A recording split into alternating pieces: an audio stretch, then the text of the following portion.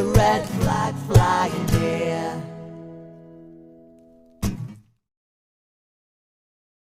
Hello everyone and welcome back to the Social Ties. I am so excited to be kicking off this series of the Social Ties. Many of you will already know that Socialist Think Tank are members of the Independent Media Association. And so what we've decided to do is try and get as many members of that association on our show to talk about what they do, why they do it, and where you can find out their amazing work.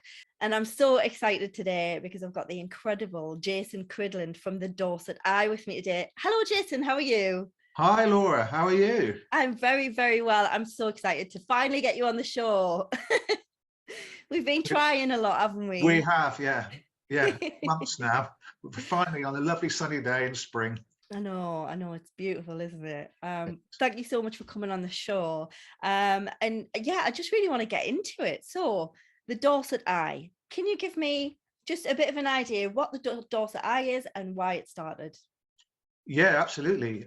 We started because we were sick to the back teeth of the corporate media. Even the local regional media was owned by an American corporation with a heavy conservative with a small c bias. Although the deputy editor of the local Echo, whether he still is, but at the time was a significant figure in the local Conservative Party. So we knew what we were getting. Also, in terms of the local politics from 2010, we had Richard Drax MP as the MP for Dorset, and he was offered a column by the Echo pretty much as soon as he was elected, a weekly column. And so I hadn't really noticed, I don't really read the Echo, but I hadn't really noticed that any other MP had ever had a column. So I contacted the outgoing Labour MP, Jim Knight, and he said, no, I've never been asked. So you could see straight away where they were going. Also, I contacted the Echo and said, look, we've noticed what's going on. Are you prepared to have an alternative voice? And they said, no, that's not in our plans at this time, which wasn't surprising. So it was sort of going on in the background.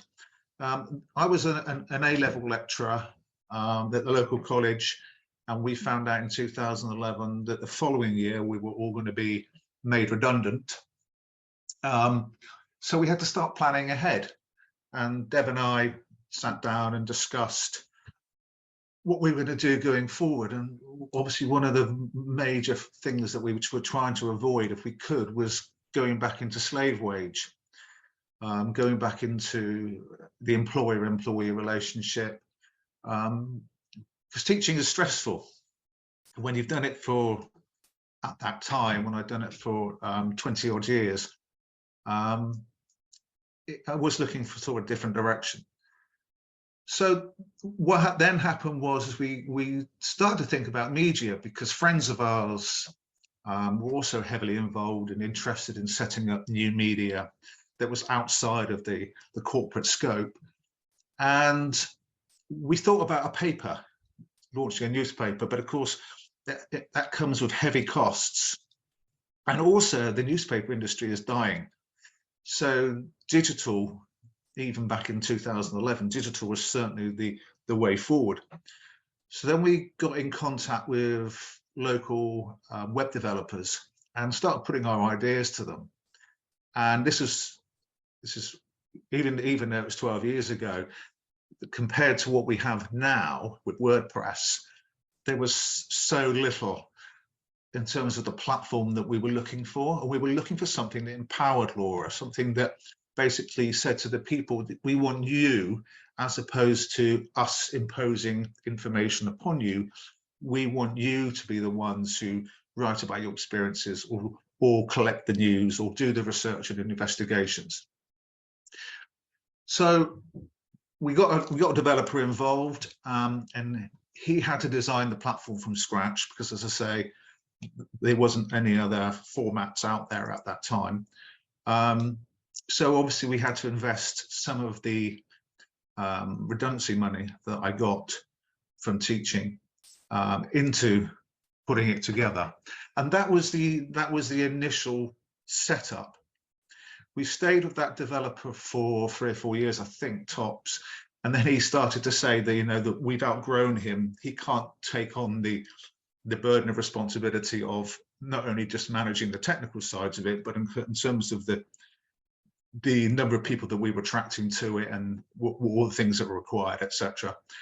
So we've eventually moved up to this developers that we have now. We've had them for about 3 years. They've reformatted it on WordPress. It's about people logging on, registering, submitting their own news in some respects, or they email it to us if they're not that confident. But it's just, you know, it's basically about the empowerment. It's about variety.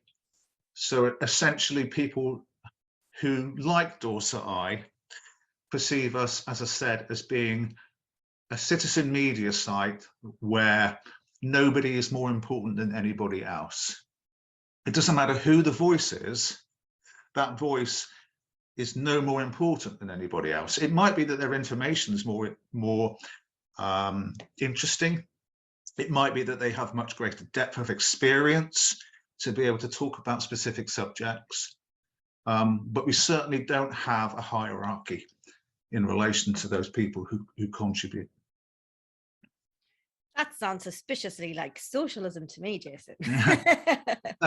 It is, of course, based on socialist principles. It's about a non-hierarchical approach. It's about respecting people. And I know we've had this conversation before, Laura, about the way in which people perceive socialism, but their perceptions are in fact manufactured, as we know, and they're not through lived experience. They're directly from the people who conditioned and socialized them from an early age, whether it be parents, siblings, the education system, the mass media, etc. And they've sort of allowed themselves to become other people's poodles, where they just simply repeat back what they've read based on their own prejudices and etc., which is, you know, extremely unhealthy. And of course, we set up Dorset Eye in Dorset, obviously, and every single MP now since 2019 is Conservative. So you can already work out for yourselves what we are dealing with when you try to bring something new, because the nature of conservatism, with a small c, of course, is the preservation of the status quo. If the status quo doesn't work and you want to bring something completely different onto the scene, it's probably better to do it in a place that's a lot more liberal or radical than it is a place, as I said, that's quite conservative.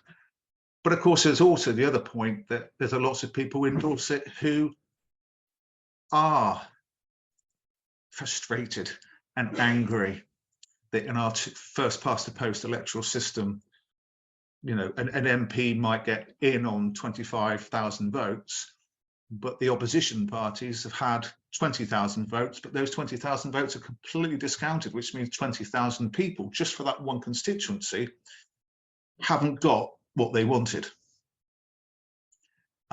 So they tend to be much more likely to be the people that find Dorset Eye attractive. The ones who keep voting for the Tory MPs tend to be Telegraph, Mail, Express, Sun readers. And as I said earlier on, they tend to parrot much of what they read. Yeah, absolutely. And I think that is the job of independent media, isn't it, to challenge that and to try and get alternative narratives out into the public domain. I know that yourself and Debbie are on the board of the independent media with myself. How did you come across that? Well, we were there at the very beginning with the Media Fund back in 2014. And I can't remember how it came about, but we were invited to London to be part of that inaugural group meeting and establishing it. So as I say, it started off as the Media Fund and it's evolved and developed into the Independent Media Association in more recent times. The original strategy, of course, was to try and find resources, to find funding, to help those voices, those institutions, those organizations who didn't want to conform to the corporate model. But of course, that's always going to be extremely difficult, bearing in mind the corporate model has been in place for a long time, and they have the resources to evolve their ideas. So they've moved from, hard copy newspapers, let's say, much more onto the digital formats. But they can employ the people, they can employ all the technical experts, they've obviously got all the time. So it does become that self-fulfilling prophecy that you are going to get mostly right-wing news. But as you say, it's so important that we build up an alternative set of platforms so that the ideas that challenge it, and challenging, of course, is so important in a democracy, to challenge those ideas are also sustainable. And I sometimes say, to people, imagine it was the other way around. Imagine if for the last 150 years, society was structured in such a way that the only dominant media you ever really had was a much more empathetic, compassionate, caring, fact-based media. And imagine how everybody would live their lives probably very differently in terms of taking on, global issues like climate change, poverty, inequality, sexism, racism, misogyny, homophobia, you name it. Those things would have been right at the core, and our society would be very much different now. But what you tend to get, of course, prevailing is a non-critical thinking bigotry that's just parroted out. So one of the challenges, I think, for independent media is also not just about being sustainable, it's about not being reactionary all the time, because it's too easy to just take what's going on as determined by the corporate politics, media, whatever, and then just keep responding to it. And sometimes it's probably more advantageous in the long run for us to spend a lot more time looking at solution-based ideas, strategies, and trying to help and support communities to put them into practice. So I think the independent media, has got to really take that on board. We've got to start finding ways to support communities as opposed to just hitting back at whoever the current Prime Minister is, because it doesn't really matter now whether it's a Labour Prime Minister or a Tory Prime Minister. It's still a psychopath in a suit. Yeah, I think that's just so interesting. And one of the things, Jason, that I've noticed when working with you and Debbie, when we do board meetings and things like that, is that your approach has always been, and it's always really impressive to see how interested you are in collaboration and getting people to work together, and it not just being about one voice, which I think is hugely important. And obviously Dorset Eye very much espouses that in the fact that you are citizen media. I'm just wondering, given what you've said today about, the narratives that can come through from those types of people, is there an editorial process? You've said, people can submit their own stories, go online and upload them. Is there an editorial process to make sure that, there's truthful content on there, that there's fair content on there, and that it's democratic? And do those choices come down to yourself and Debbie? No, they don't come down to Debbie and I in that sense, because when we set up, it was about welcoming everybody. What we learned quite quickly, though, Laura, is that many, many people don't have the confidence to articulate themselves in words. They don't want to put themselves out there. And sadly as well, a lot of working class people have been beaten so much by the system that the idea of putting something out there with their name attached to it in order for other people to beat them even more isn't attractive. So the people who are more likely, are confident, not so much middle class, but they're confident with their assertions. They've got a strong educational background. So, and that wasn't our original raison d'etre. It still isn't our raison d'etre, and it's one of our major challenges, that if we had, you know, a lot more in terms of resources, it would be about opening up places for people to come, to sit down, to have guidance and support, to grow that confidence. But it goes back, as we've said, to the resources issue that we discussed earlier. You know, it's the chicken and the egg.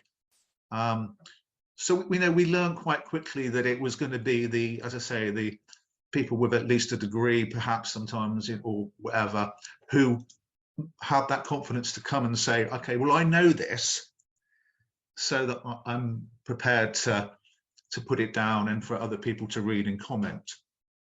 Whereas for a lot of people, no matter how many times you invite them, they fear.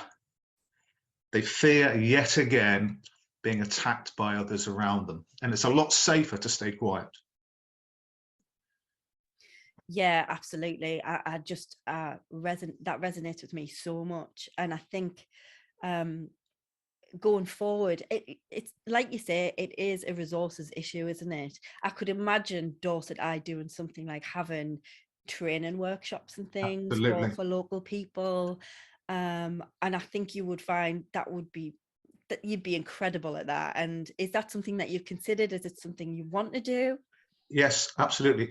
It is a resource-based thing, but also the problem that we found is that because we live in a mostly, you know, rural county where there are no cities, and apart from Bournemouth, most of the towns are relatively small, that the sixth forms tend to, if they're going to turn to anybody, they're going to turn to the Dorset Echo.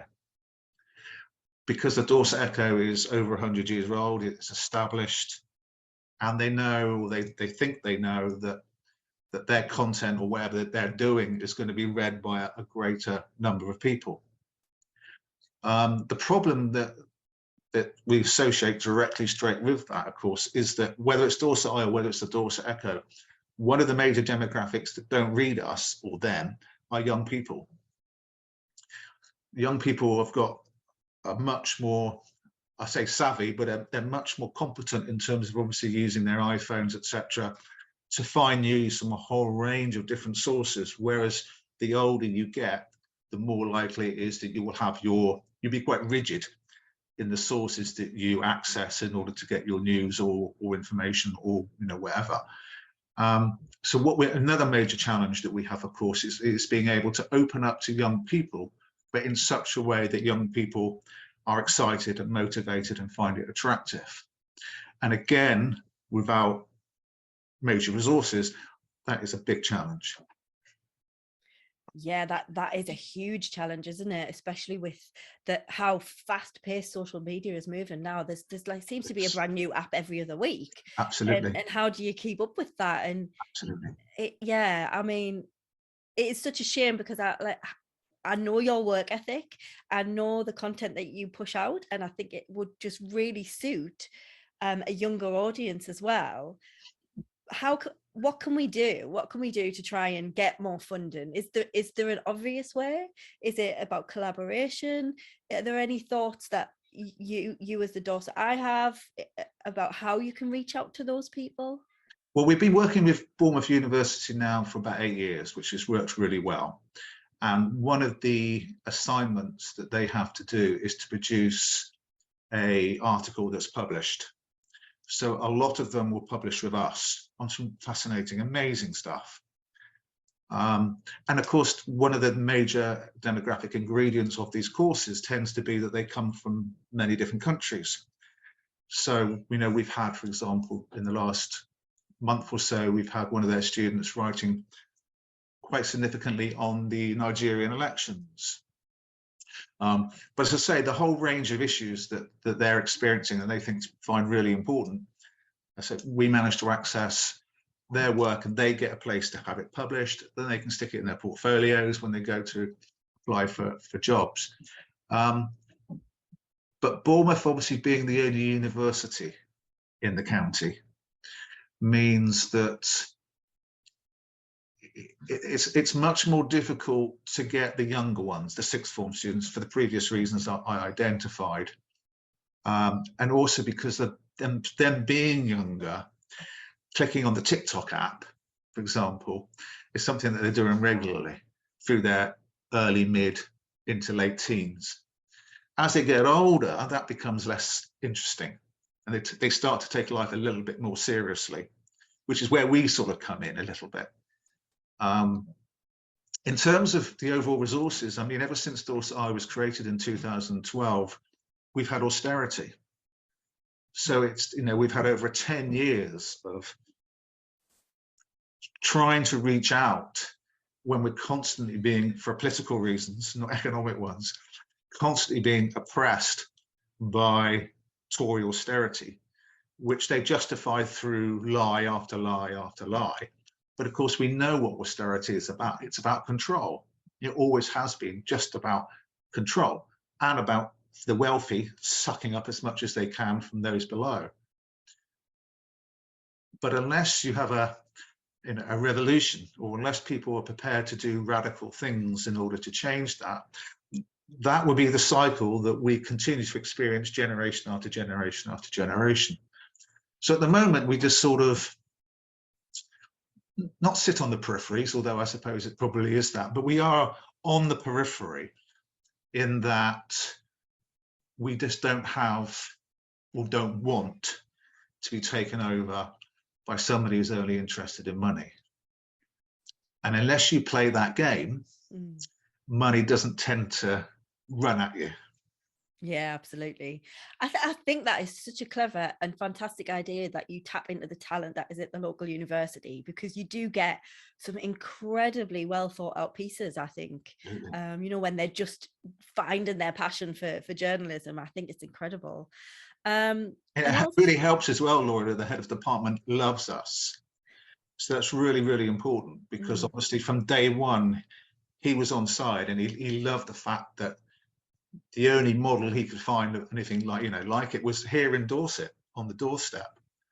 And if we had 1,000 of people here like him who had that sort of reach, if you like, a little bit, it would be full steam ahead. But as I say, it's a lot more difficult. We've only got one university, and it's a largely conservative demographic. Yeah, but it's a testament to you that you've been going for, what was it, 2012 you set up? 2012, yeah, we launched. I mean, that's a terrible time to launch, as you said, austerity, lockdowns, all sorts, and you've managed to keep going, and you've managed to be, I would argue, considerably successful in that. You know, your content is brilliant. You haven't sold out at all. You're still doing what you want to do. Is there magic behind that, or what would you say is the secret to that success? Blind dogma. I've been very lucky, and Deb's been very lucky in that we've sort of been sustainable. I mean, I've had to go back into teaching, but part-time. So yeah, I mean, pretty much off on from the time I was made redundant, I've been part-time teaching in one form or another. But because we're not the types of people that want the 4-wheel drive, or we want an 8-bedroom house, or we wear designer clothes, as you can see. But there are lots of people, unfortunately, who are in that trap. They're in that cage. And for them, the only things that reflect their success are that competition with their peers, you know, in terms of having new car, new flat screen, whatever. So we haven't had that. We haven't had that, what I perceive to be quite a malignant characteristic. So that's helped. That's really helped. And of course, it's our baby. And when it's your baby, as you know, talking earlier about being in the rat race and slave to the wage, if you work for somebody else, it's their baby, and all you're doing is nurturing it for them as they want you to nurture them. With your own baby, you can metaphorically, you can nurture it how you perceive it should be nurtured. And of course, you would have lots of people around you saying, I wouldn't do it like that. Well, that's fine. Go and set up your own model and don't do it like this. But, you know, that's the way we are. That's our ethos. Well, it's 100% working for you. And I think, you know, it displays the type of people you are, that you've made a success of this, that it's not all about how you don't perceive success as how much money you get and how big of a reach you get. You know, you've kept that quality content, and you do it in a way where I think it's quite, what's the word I'm looking for? It is truthful and honest, and share stories that aren't not ordinarily talked about. And I think that's just, you know, something that we need a lot more of. And I think Dorset Eye do that absolutely brilliantly. I wanted to ask, is Dorset Eye hyper-local? Do you just take stories from the local area, or is it something that you expand out into sort of the UK or further afield even? And anybody is welcome. Obviously, with a name like Dorset Eye, the fact that we chose that name, it was to, as I said earlier, it was to provide an alternative to the local corporate Dorset Echo, for example, or whatever other corporate media that have been, you know, set up locally. So a lot of it is locally based news, but a lot of it is national, and some of it is international. It just depends on, you know, who's contributing and what they have to say. A lot of criticism that we've had, you know, we call ourselves independent, and yet most of our content, or a lot of our content, I should say, not most of it, is left wing, left of centre, as whatever, or that, you know, hard left, as you get some of the Farage foot soldiers saying. But the thing about that is, Laura, is that if you already have a corporate media that's catering for a particular diet, and you want to offer a different diet, the people that are going to come to you who are looking for that alternative diet, they don't need to come to you if you're offering the same as corporate media. So it's a weird accusation, it's a weird criticism. And of course, they also talk about you being, you know, us being independent, and yet we're political. Well, the nature of independence is independence from the corporate sector. It's independence from the mainstream status quo. It's not independent, i.e., we're completely objective, completely neutral, and anybody who comes onto our site is not allowed to have a voice either way. The problem they have is that the voice that they're hearing is contrary to the voice that they've been conditioned to. That's their problem, and yet they like to throw out the stuff. Oh, you know, you're not independent, are you? And there comes a point as well where you can explain it, but for a lot of people now, you simply would be better off just putting your nose against the wall and screaming, because they're just not prepared to listen. They've been so molded that, as I say, logic and rational thought and critical debate and sincere argument is autonomous to their daily experience, which is sad, but that's the way it is. Probably it's not so much that Dorset Eye has managed to last for 11 years. It's probably more that Debbie and I have lasted for 11 years, and, you know, and we're not fertilizing some local graveyard, because obviously the stress of having criticism constantly from people that don't want to know. Having a discussion and debate with somebody who's open-minded and just wants to learn is wonderful, but having a discussion with a wall isn't. Yeah, and I think that is something, as a journalist on the left, we come up against so much, don't we? There's so much vitriol and hatred directed at us. And I think the majority of us would be happy to have a debate and talk sensibly about differences of opinion, but actually it just ends up being, like you say, like a wall. one thing I did want to touch on, I've noticed, and something that I think is a common theme, and I'm wondering if you feel in this as well, amongst independent media and the people who do it because it's a passion or they feel like they've got something to say and want to share that, it always seems to come from people who are ridiculously busy already and have so much in their life and have to squeeze this in as well, which again takes us back to how probably one of the reasons we're not as successful as we should be, because we don't have the resources thrown at us. So we've got children to look after, we've got houses to look after, we've got to have jobs alongside everything. I feel like it's, if you want something done, ask a busy person. I'm getting the sense that you and Deb are in that sort of wheelhouse as well. Yeah, and interestingly, 2 days ago, Deb read on our Facebook like page, somebody put that we're work shy. Yeah, there's no point replying to that. You may as well stick 2 pencils up your nose and slam it down on the table for all the good it does, because these people they've got a few adjectives in their armory, and they keep throwing them out wherever they are. You come back at them and try to explain, what you do, they're still going to come back days or weeks later and call you work shy, because it's pretty much like they were suffocated in the birth canal. They really haven't got that sophistication or that ability to engage, because they've already shut down. They've got Stockholm syndrome. They're in the cage, they want to stay in the cage, and they want to die in the cage. So, and you're absolutely right. But I guess the one thing that we could argue in that instance then is that we have all that life experience, and we have that knowledge, we have that awareness. And obviously, because we've chosen to be on the left, or the left has chosen us, we have that empathy. And we just have to persevere together. And obviously, the Independent Media Association is a wonderful thing, because it gives us that unity, it gives us that solidarity. It gives us that place where we can, perhaps we should have it more actually, instead of just the board meetings, perhaps we'd have a shouting chamber once a week where we just come and share all the shit that's been thrown at us in the previous 7 days, as a therapy. Do you know what I mean?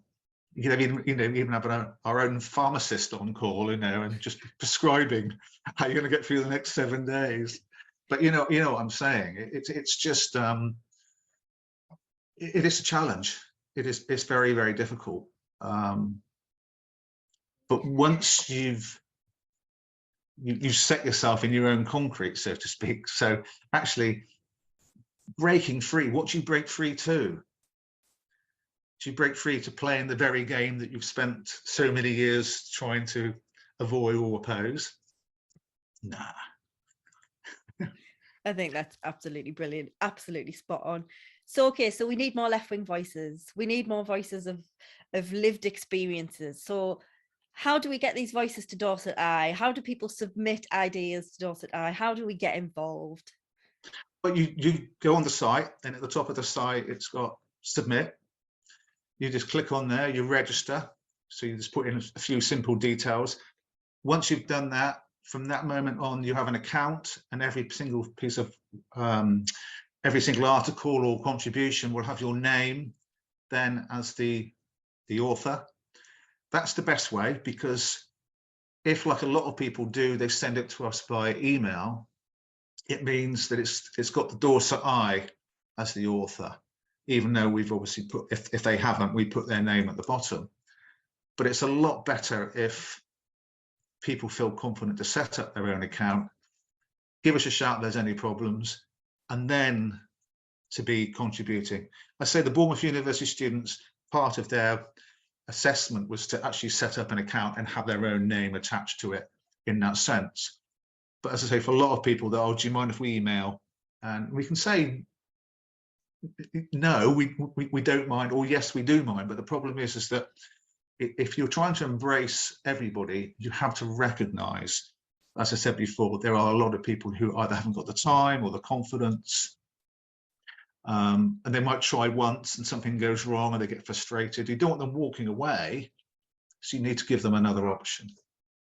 Absolutely brilliant. So if anybody is listening or watching and want to get involved and want to submit some work, then that is dorseteye.com. Please do seek them out. They honestly, and you've heard from the horse's mouth yourself. The support is there, the encouragement is there, the space is there. Please use it. We need journalists, we need people to tell stories, we need independent media to be spreading like wildfire. We need it everywhere. I just want to end up by just saying thank you so much for joining me today. It's been a pleasure. Absolutely our pleasure, Laura. It's been wonderful. Thank you. And you can catch hopefully a few more of these Independent Media Association interviews very shortly. Thank you for joining me on The Social Ties, and we'll see you again soon. We'll keep the red flag flying here.